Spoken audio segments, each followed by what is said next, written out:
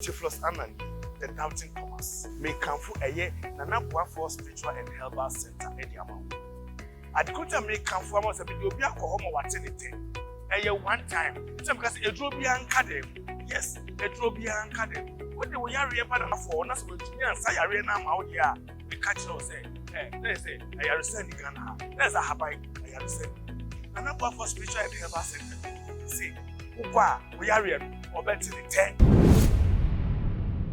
Medal for me more power ediba too much so. Na empembe no eyana asofo nketua wodi asofo mo edifo ekukudam echi enu mo eye nyamjuma dodo na abehu no mukura eye sofo no microphone na ene ubedi adanse ne de ahyewa no womo hwe ema asori ye ekoso ma amanfo a woba ne o madanse de ni ade nyina wo hwe sesi asondem obete no na we afi we yachi akakodi ha we yafi we yachi akakodi ha Nancy ente ye bia ene beto dwase eye won a wone eye mama part evangelist eye adwuma no wonyina abokutupa akwakopie mu ewo eye osofo computer man enchen a wone no eye adwuma wone TV station a we bia ne din ene strong TV na eno ena eye papa yi akyere mu bebre so no de wanfoso bi ena ono so ene eye mama part any issue owo ho ena omo ba yese omo wo program a wo pese waye wona fidie kase no so no so eye businessman a onim se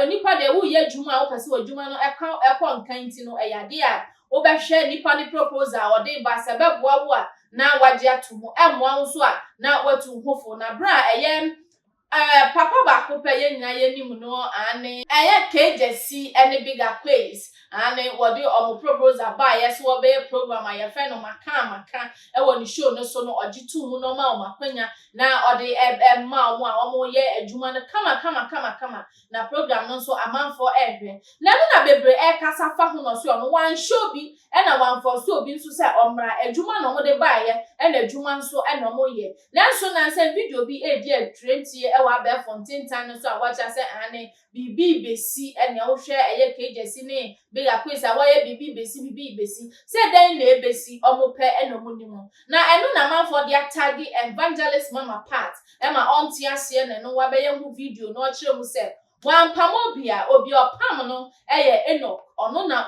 oye asoden na okaseti anu a opam no na so omo maka ne de wofi wopem eno koye obi ti se kejesi na resign adwuma no se onye biemu enu nti no so omagu a wo mani enka omamenemu na emom no so obi ti se eye enough de obekasa obetwemu papa na ne nkyeremu a ode maye no yenkonkoti emfabra no kura no wo ya de nipa ne pe na nipa na pam de meka ne mu ye na nipa na pam eno na wo pesa wo ya de bi ma nipa no say after all wa pam me kura manya baabi after all wa pam me kura say hey ma meka sa mo nkyere mo obi am pam mo enti sa mo nya mo adwuma na mo ya mo hwa so na mo nya mo adwuma ne sa nkwase videos bi a ye de tag me wo Facebook ne so en bibi besi ni de besi de mo pesa sin mo ngamre en ese we de ka be de mama bibi kunsi me I don't think this video no me it's not me but ya de tag me near de tag me dabi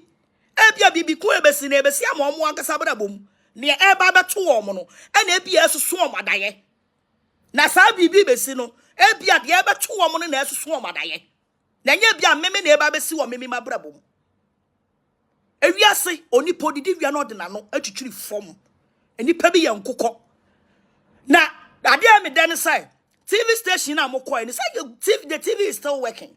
TV na dum.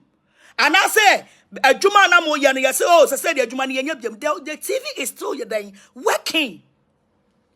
Matena so tuo ma ye madwuma. E de atua mo ka for so many years. The onokwa frɛ o boga ka kire ne say wo de nanim twitwiri fom wa breko a wonya mfaso obi amfiri mu no. Abrante maye bio sanyam na me wo mo me na me wo mu me na me di mu ba wiase baby dia maja ma mu ni baby a me di mu si ye no se mo ma me owo mu kura timi ye bi ma mo a se ka mo medru me nchen yo hello ka mo timi medru me nchen ma ye bi ye se be ma be ye bi wa me ye ni nyina we dia oba be si a me be ye bi ma me ye ni nyina the last time I me ba Facebook live me kura de obi be se ojimi fo me nim hu who obi to say KJC. I am money dina muntie ni obi to say KJC. KJC Abraham peja mensa eno kura jama ma sakrampo. Em say me rempo fi. Em say ma ansakrampo. Ana won madwuma. Oso yare wo kokumase.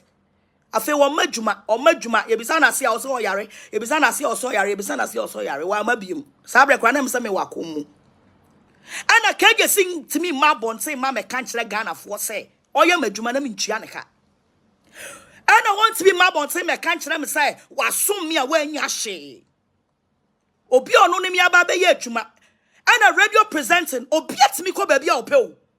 But me problem no say wo kwa akodi koye wadwuma because ane wo timi ba me ho no sa na obetimi afiri me ho so akọ ba bi foforo. Muntie ni ye na video ya me ye. Muntie ni ye. And na your last day Monday this month. Tie ni ye. Wo ba ye adwuma wuntimi nka se me ntua wo ka. Me tua wo ka. Me toka mua de ma e de cheo. Obo o ma bonse me ka se me boa. Me toka mua e de cheo. But se wiase obi wo ho a de wo ama no o we hye so obenya bia ye den aka ho.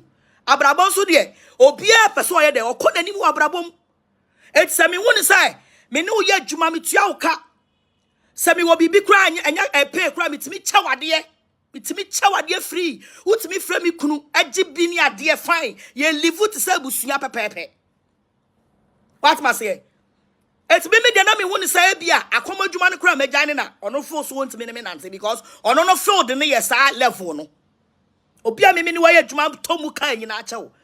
Waso kaje so okokumase. Okokumase wa madwuma biem. Fine. It's your choice. It's your life. I will never hunt you. Me de bia me say wo hunt me, me hunt wo. Una mo ba bi wo bobla na me te so ba ye video didi matem.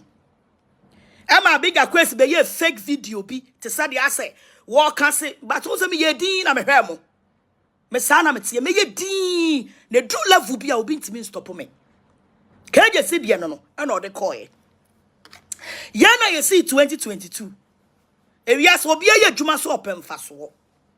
Muntie ne ye o. Me ntra ho ma yan starting target me to say the asset.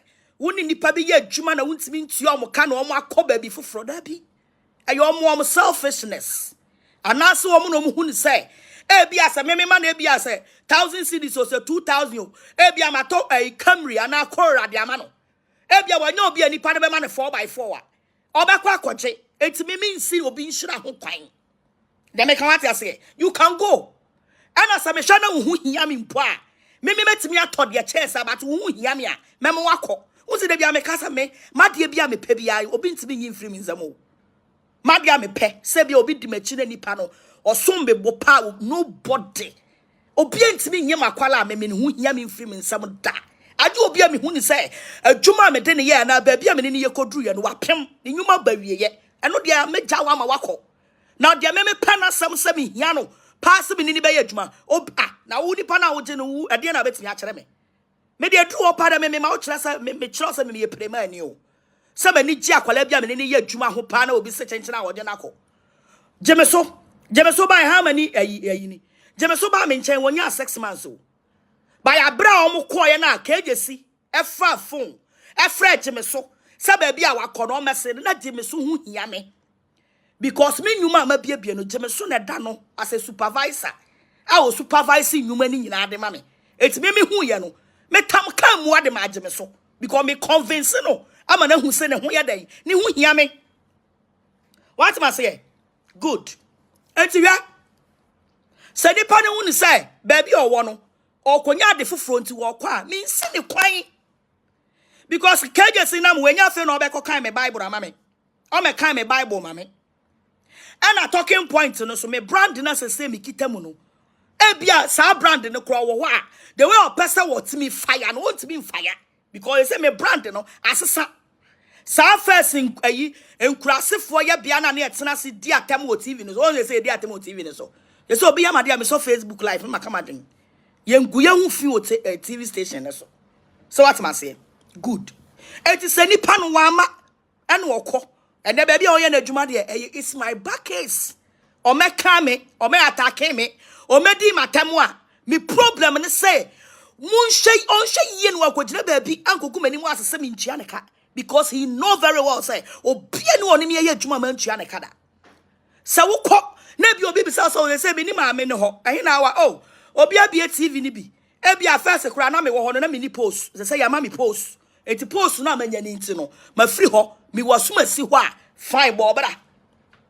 Bobra na me so me mo me bra. Yamra enokuso. Because ne call na wo koye ya recording no. Manya bia te wo masum. Tie ne ye. Enoch, ameka asam nkyere wo. Me maye bia ma wo. Maye na me say maye bia ma wo. Na wiase wanyi obi aya nse ni din.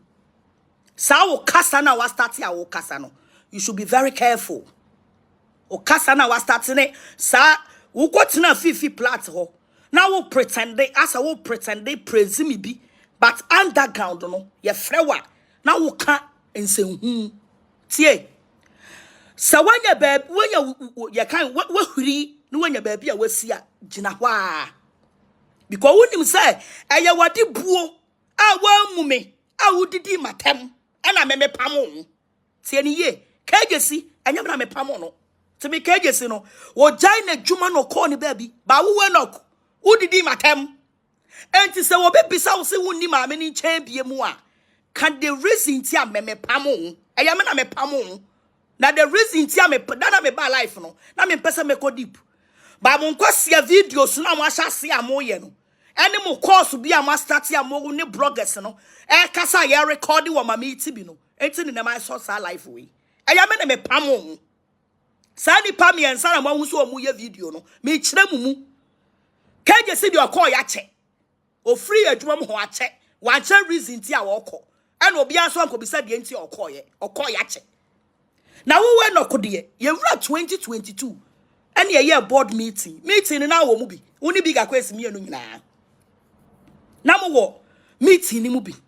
Ana me di masa mu tu ja say.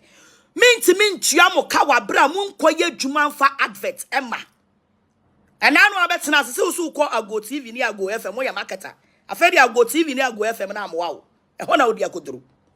Wa koduru what na ho na ye wadwuma. Na wo kasa dodo. Wo be kasa wo benya asem. Mi tofu. Wo kasa na edoso. Wan hwe ya wo benya asem. Ya board meeting. Ana me ka kire mo say. Minti ntua mo ka without bringing any advert to me. Because TV no me yam adwuma wo baabi na TV ne ye na adwuma wo baabi enti me ntimi nkoye adwuma wo baabi na boso menso a me de me sika na me ye wo baabi na ba betua wo ka ena ko me tua wo se me ma 2000 a month me fancy me ma 2000 a month me nwama num ena me fa bi nka ho ena me ntimi free so 2000 a month 2000 na chi no ya ba talking point bi a me ma musika program bi a be ye bi a metena mu bia no me tua mo ka Samini mutu kwan ko ha sa party bi ni manya ye kone e ba mi ntua muka me boa be kasa me boa sa party bi ni e be kwa me ba adofo me ba me no air condition no me do me air condition na say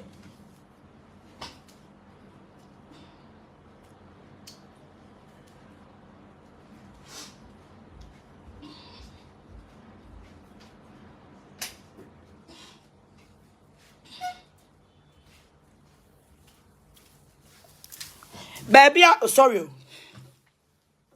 Baby, me ni mu be ko bia na metua muka. Sane ankrofo hu ya say social media ye bia ye ko ha na mu dimachi obia ni odimachi e de cheme o. Na ka de na baba say we see you a woni ne adwuma. Na ka wanya invitation bi na sa wudi na chi a eno so exit go tua uka. Eso bi tua uka. Eti sa ukọ ka kire obi say Untimi fa wani mu metena platform so me ye ni di watem na wunya fa so obi afri mu ye greedy na me pesa meje adi mpo u ye greedy o me pesa meje adi mpo on samonya baabi ko na mo pesa bia mo convince nipa na mo ko ne nche na nipa ne mo ska you people should not try to destroy me bra bonte be ka che Ghana for me ntua ka 2000 a month bra Ada obeka se yentua uka ye tama ye twa TV station ni mu no.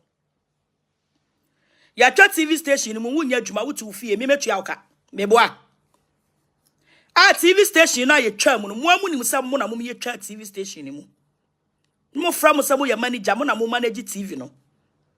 And so adia na ese mo tua na month you call yourself as a manager. Wo na na ka ese wo hwe se monthly no. Sa ade ne mo tua na wan check hwe.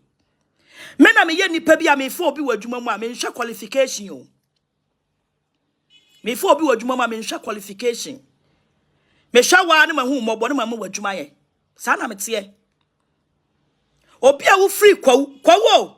Me hu ni se wo de nka wo ye me nua. Wo de wo ye me ayi. Ye nyina free kwawo. Me hu ni se nyina free kwawo. Wa wo nim utirim se there was a time. Wo problem a wo nya wo nkokọ radio station. Ye nru deep o. Ye nya nru deep. Wo de mo pupu motomra. Sa mo se bibi besi. Ebesi so pe. Ebesi pe. Wo de maka mo hwe. Ebesi so pe. Anim guase ani egu wo kwawo. Ada me do be kire se me be fa wadwuma. Me nya sister bi or travelers radwa. Ene me de radwa bo o ma no. Traveler sports. A radua friend me catch them say I should be very careful. And ukwa me say twa me ho catch we nok say wo suban bi afaja kwawu ho. Because wo ho dance e ba na nye. Me boa be kasa me boa. And me new year adwuma. Me ma 2,000 a month. Be catch Ghana for say car na me to ma wa wudam no 4x4 no. 4 run na tie bottle no. Me sika sign na ne wo. Wo ba wo car na kita wo alacha ayi bi na wo de buy. But who be me no, I was me page out because the way me suma, the way me get say, and I me turn me sika, and I me the ma na wo ton the kita na the source. Ska wo de koto e say. So wo madam with me tam over 30,000 and 20,000 and 10,000 book. At the mount said J. Now ton wo car never to be demo. Yan kotena baby nka say nipa na me di nechi no me ho kire me. Hey, mu ungrateful sir. Mu ungrateful sir. Bisa won se car na wudem no eye sika sere na menyama me dem a wo free kwa uba edan wan fa bi ama wo enkonwa kura na bi ni wudem mutina me fie free and na me nemu kasai water bill a nkwa wo yusu ye water bill wan tua da 90 million 9,000 eda ho aye kada me so mama wo fie free wan tua dan ka fie free yo Miami fie wan tua dan ka da light there ebia wana na auto light there menim say because I hold me nyuma ne wo ti menim say me nyuma na na auto light no there me ti me nkom ade say me investigations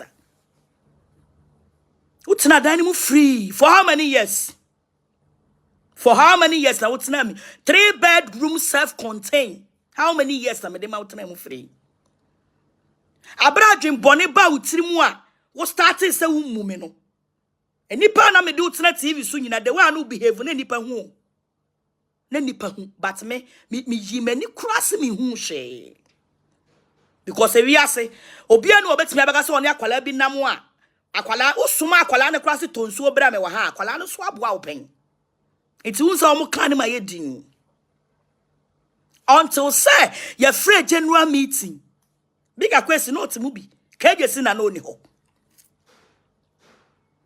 ana me ma me statement say adwuma na ye cut this 2022 no me minti me nkoye me other business engigi me sika enfa me tua moka because awuji 2,000 a se mu ye nipa 30 a month no e sika se na me spend enti mu so no mo modern say wo program na me dia ma no mama 2 hours enti 2 hours na me dia ma no but modern say 2 hours no betimi anya sponsors mutie ni yo ubetimi anya sponsors now the aba program no so sani ebe ye sika beba no ye benya bidia den atua woka eno kwasa me na woka o meeting na se wo ka kire me o meeting na se say before sa wo bekwa akopɛ sponsors no me nkyerɛkyerɛ me nsɛm nkyerɛ obi ya o me di kan aka we di ato ho mo nsɛm na mo keka se me obi ya ne ho sa me ntua mo ka bi na mo ntimi ntua mo ka na mo kɔ hwɛ de mo kyerɛ ntimi ntua mo ka Adi asam na ukache mi o meeting na se. Ukache mi o meeting na se say. before say wo betu car na me mato a wuti mu no say ma me sika wo mu more than 80% na wuti mu no wo betu car ne so de kopa adwuma ba aje me sama wo extra sika e di to fuel ana me so sa mate and then you start here wo ne me kasa to nsa benkum bigger quest e witness 1 gig mu nyina no mo because sabre no yes say wo ni obi te no aboni tiri mu po apese o kwa anase obi boni tiri mu po wo ni obi nam so no odwe ho bone a nipa no start behave because that your my say oh ma me na gya yakom enti sika no tetima ye di no ye nye sika ni ni biem enti ye pe kwan bi so ne nyimi ye ho ne enko because obi osu o preach o kan kwaje asem de sika bi ani we be free mu ya den e de aba by reas de nyame ehira no ne yemoni de o out to nsa benkum bigger quest what ho wo ka kire Enoch say Enoch adentira wo ne o madam e kasasa ye behave sa e ho na me bufu ya na me sole say Enoch the way you are talking to me no me no nya dwuma bi me na me kai to wo de met me aka point blank say me na me pam because to me me ye dwuma ma me fa me sika me metoka ma wunam na nsanya yi bisa wo dan a wo se wo kohan sika san na me yiye e ma de kohan dan sika san ana me yiye ma de kohan dan se mo kasa aya mo praise oh me de me pen say me nkasa wo by aya de nipa na ya ma wo na ya mo nka for you to go and call a blogger to tell a blogger say baby amete no minya shi free mu dia you people are ungrateful people na me wan wo me say wo me ungrateful a munnim nipa na mo ne dele no wo dan a wo ko han ye kura ni 3 months na wo di gya ya adwuma no sa dan no me han ne san sa 2 bedroom self contained me han ne san wo coming konwa egumi dem nyina everything me dan na me dem no ade bia na wo mu nyina me ma de koye me ma de ni nyina koye enti mo ka aya mo nka no so nka ho enti wo de me na me pamo o pa ko ka kire pani bia don't care me na me pamo because won tibi ni me ye adwuma ni me e kasa mani mu te sa de wo na wo me simply because e bia say wo hu ni say how what do you mean Dabio, me sa wo so adwe bona ofo say wo de wo guy ni utu noa no akọ bie wadwuma no waye wadwuma me de untimi ni me ye adwuma wo so na wo wale sesen me untimi ni me ma me ye adwuma untimi ni me ma me ye adwuma ma me ntua oka e ma wo nsan emfa mani mu me ye fom eno de me mpene o dabi eno de me mpene da enti wo de me ana me pamo enti se wa konye wadwuma na wo ye wo ba bia hyeso na ye because me suma aberewa ba bi obekwa akoshe nyifa me ho also the last time me be a video me can say Enoch de enye ono na me ni ye adwuma bi mu because ono de me ankasa meeting na se na me ka chen say me ni ye adwuma bi mu because of the behaviors ene ni suban bi enti ene niam anketenkete bi a ye no deep enti me release this niam anon for now wo ye sa na kwat sani pa na kona wo kana ti sembone de wa kan wo kire say onya hwe mfiri mi ho na no ano ne maba yi timete fofra ane ena mama part no ahoro nsem edi egu ho no no na wai ena bi ekasa mami akasa akwachire wachire nsem ye na adenti kura ena wo free camp na akọ camp bia obekasa adwuma de ane mpanimfo se ye yu ba bi akọ ba bi efranse produce a yentra fa ko enje ni ngwase enu nti se wo ye adwuma na ha se adwuma na wo ye ne nkoyi a wutimi apply ba bi foforo no resign ye wo mu no akwa ya enu nkyere se obetina ofa akosa edi ayeden akọ wudemu enu nti so okwa wonko na emomu mama part asem o chense mo bi mfani nkonkosi nkonwa na wonso pa no na bra na oya konfo no oboa wo mu nanso ene ya manfa mo na hunu se apon na pom no krampo no wode tag ne se oye ni papa enti se na pom no mu na se wajai na abra ya di ne tender tv esan se eya taxes da hodo e wo se wotua no wontua nam so ema yesi ye blocky eya channel no na ene wati today's tv no on the board meeting ni share omo mpese omo tena ye omo ntimi ntena so ekoye na ono wajo bia kwan pepepe oni obia any issue enti etu obia enkwatwere baby da aha na mede wusi like a video na share all the social media platform no eso midin and Empress Ann ememe nyina ka etwe ba ko pe Mrs. Kwachi hwa ho so ye makra